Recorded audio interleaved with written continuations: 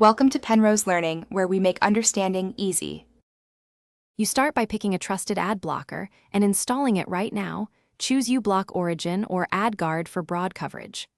Once installed, you grant the extension the permissions it requests so it can filter content. Make sure the extension icon is visible in your toolbar. If not, enable it from the Browser Extensions menu. This gets you immediately to the first actionable step so you can block ads without unnecessary setup delays. Next, open the ad blocker dashboard and enable the recommended filter lists. These are pre-curated to block common trackers and ads. You can add custom lists for specific regions or extra privacy protection if you browse niche sites.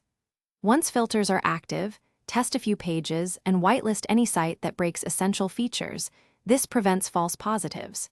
If you need per-site control, use Element Picker or Temporary Disable. And remember why you enable. To finish, lock in your settings and enable automatic filter updates so protection stays current. Sync configurations if you use multiple devices. If a site stops working, first disable the blocker temporarily for that site, then use the Element Picker to remove only the problematic rule. This preserves broad protection. If problems persist, clear the browser cache and check for conflicting extensions.